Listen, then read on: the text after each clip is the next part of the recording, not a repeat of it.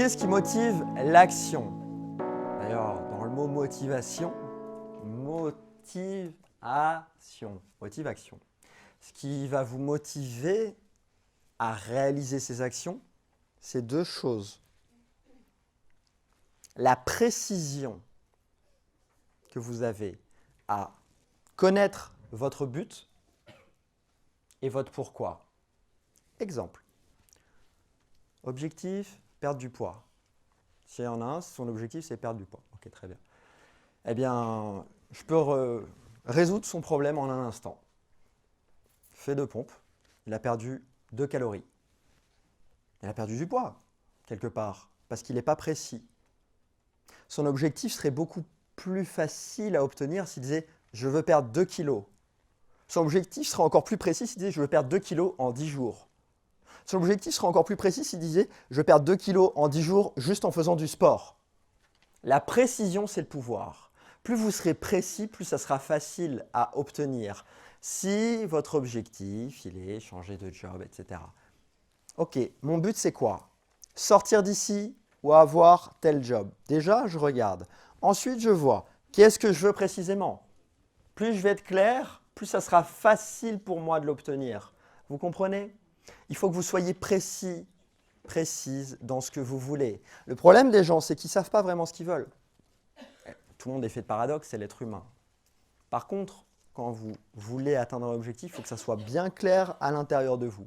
Donc la première chose, c'est la précision. La deuxième chose, c'est le pourquoi. Et on l'a vu tout à l'heure, comme je viens de vous le dire. Qu'est-ce qui va faire qu'une personne va accumuler 15 jobs pour ses enfants? Parce que son pourquoi, il est « je dois nourrir mes enfants ». Il est suffisant.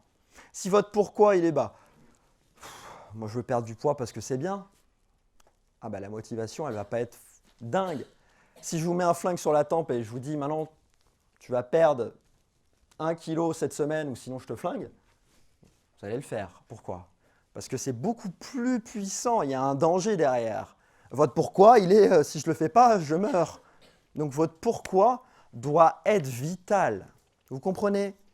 Si vous n'avez pas ce sentiment d'urgence ou de vitalité pour avancer, pour votre objectif, vous ne réussirez pas.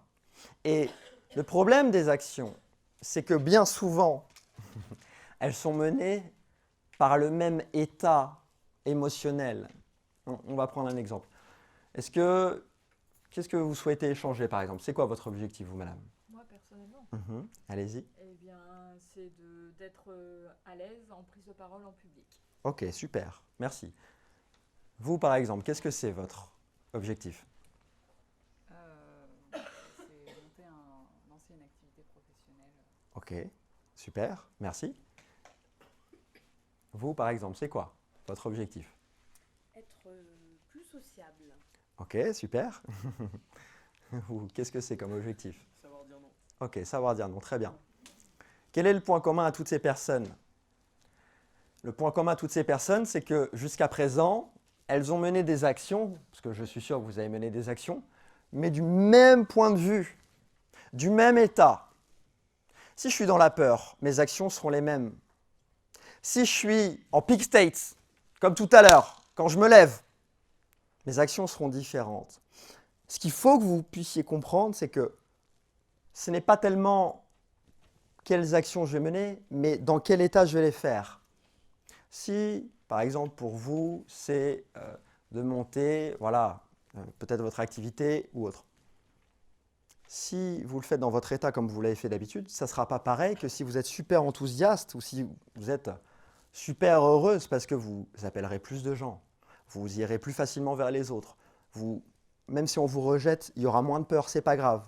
Donc ce qu'il va falloir contrôler quand vous allez passer à l'action, c'est bien de vous dire « Ok, là, je passe à l'action, mais je suis dans quel état? Je suis déprimé, je ne suis pas bien. Ok, je suis déprimé, je me lève, je fais la position super mal, je suis bien, peak state, ce que je veux, mais il faut que je bouge. » Vos actions doivent vous demander un effort. Si tous les jours, vous appelez les mêmes personnes, si vous, tous les jours, par exemple, vous avez du mal à dire non, mais que vous n'arrivez toujours pas à dire non, mais par contre, vous ne faites aucun effort, vous serez déprimé, vous ne serez pas bien. Par contre, même si vous n'arrivez toujours pas à dire non aux gens que vous voulez, mais que vous avez essayé, vous mettez un peu de barrière, eh bien, vous serez fier, parce que ce sera une action différente.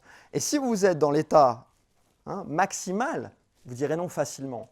Parce qu'il n'y aura rien qui va vous limiter. Et je vais vous donner une clé qui est une clé très importante, très simple, que vous pouvez utiliser quand vous avez peur de passer à l'action, quand vous êtes face à quelqu'un.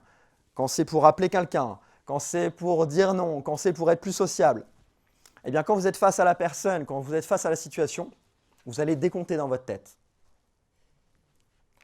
Plutôt que de dire à 10, ça y est, je lui parle, à 10, ça y est, je dis non, à 10, je fais ça. Au lieu de faire 1, 2, 3, 4, vous faites l'inverse.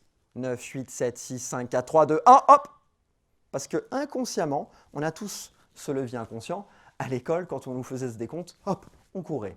Naturellement, vous allez avoir le même décompte dans votre esprit. Et quand vous allez avoir ça, ça va bloquer vos représentations mentales. Ça va bloquer ce que vous vous dites. Tout le langage verbal que vous faites d'habitude qui vous dit non, mais si tu lui parles, attends, il va te dire ça. Et puis, si tu appelles ce coup de téléphone, là, vous n'aurez pas le temps. 9, 8, 7, 6, 5, 4. Hop, vous serez lancé dans l'action naturellement.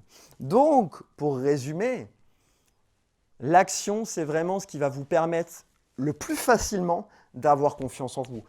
C'est vraiment un aspect très, très important.